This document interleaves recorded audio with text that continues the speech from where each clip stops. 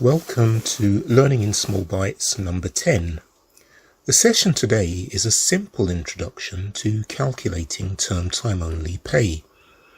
If you do not need to know how term time only proportions are derived, then please skip this video and go to part 2 where you can learn about simulating pay. You do not need to sign in. Everything you need is on screen this time. That said, it would be handy to have a calculator close by. That way you can at least check the numbers that are going to appear on screen. To understand term time only, let's meet two school assistants, Terry and Al. Both do the same job. Their grade is the same salary, we'll call it salary grade 5, and their role is paid at £24,000 per annum. I just made the £24,000 up because it's so much easier for doing calculations. £24,000 per annum breaks down into £2,000 per month, which is a nice round figure. They work 36 hours per week and 5 days per week.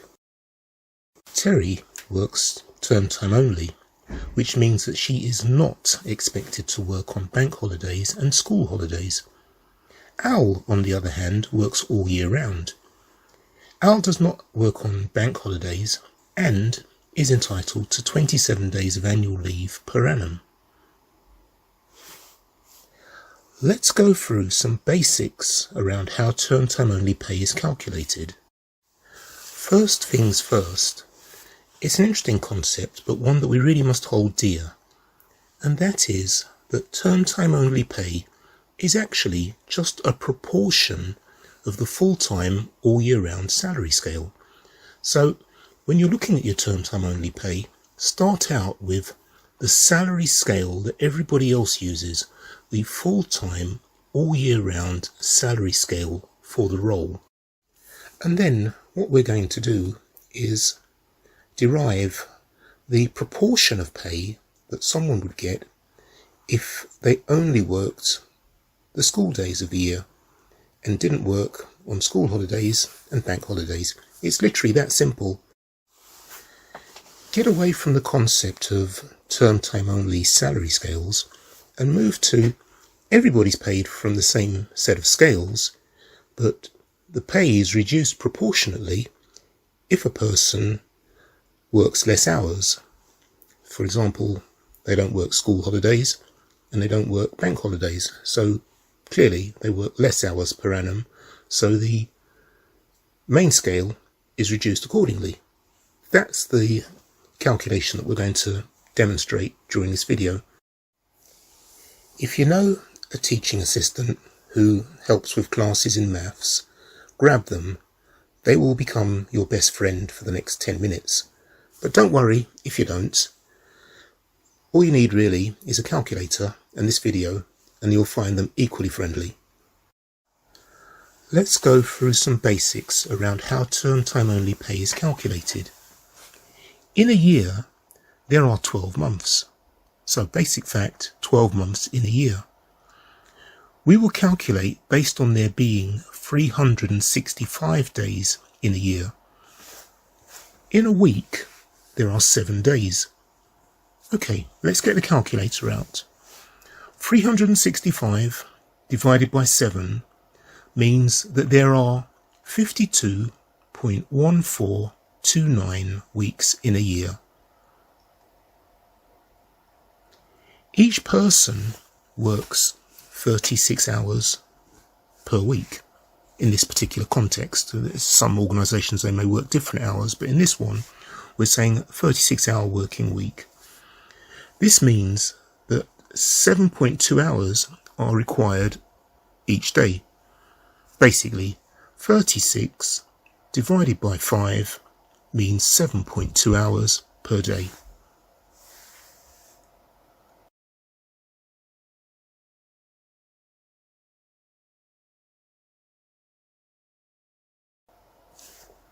Remember that there are 52.1429 weeks in a year and 7.2 hours in a day. Now, if we have 5 working days in a week, that means that there are 260.7145 working days in a year for payroll calculation purposes in this particular system.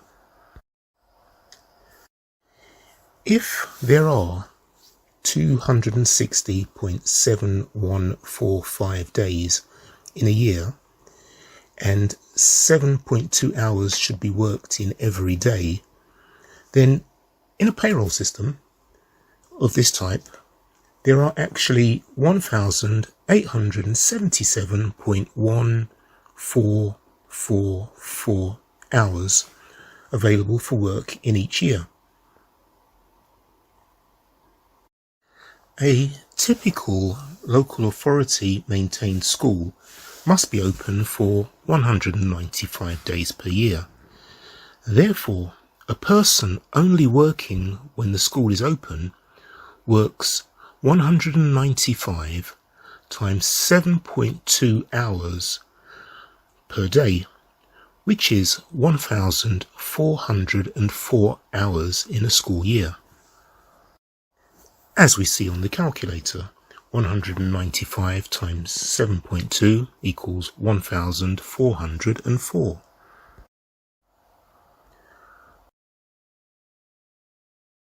From what we have seen so far, the worker who works all year round for 36 hours per week, their contract is for 1,877.1444 hours per year. And for a worker who works term time only for 36 hours per week during the school terms only, their contract is for 1,404 hours per year. So, no more magic numbers. We now know how the 1,404 and 1,877.1444 hours are derived. Now, let's remember that the all year round person is allowed time off from work for annual leave and bank holidays. We have assumed in this particular scenario that the organisation has 27 days of annual leave as basic for every worker. And also, each worker has an entitlement to every bank holiday, and there are normally 8 bank holidays in a year. This means an all year round person has 35 days that they are paid for, but they do not have to work on. Remember, the contract is for 7.2 hours of work per day. So 35 days is 35 times 7.2 hours, which equals 252 hours. Therefore, there are 252 paid hours of leave for each all year round person who is entitled to a basic annual leave entitlement. So, yes, you guessed it. The all year round person is expected to work only 1,625.1444 hours per annum. That is, the 1,877.1444 hours minus the 252 hours for their leave leaves 1,625.1444 hours. We're nearly there now. Terry, our term time only person, is contracted to work 1,404 hours per annum. Al, our all year round person, works 1,625.1444 hours after annual leave and bank holidays. Therefore, mathematically, in a payroll system, the full-time term time only person works a proportion of the full-time all year round hours. That proportion is arrived at by dividing the term time hours by the all year round hours.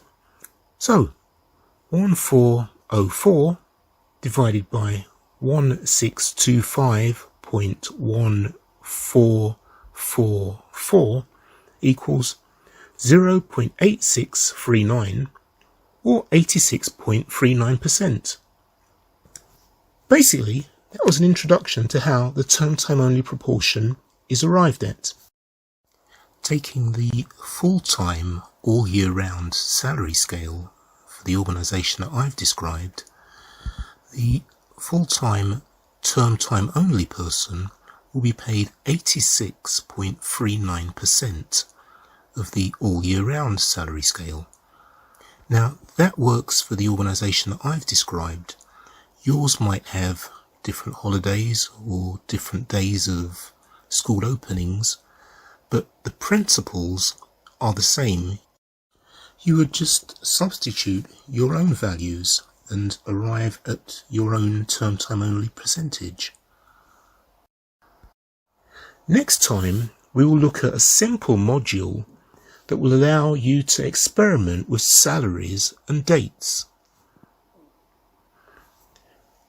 From that, we will be able to look at instances when term time only staff end up either overpaid or underpaid. We will also look at those rare occasions when it's not advisable to pay term time only pay at all. Until next time, goodbye and thank you very much for watching.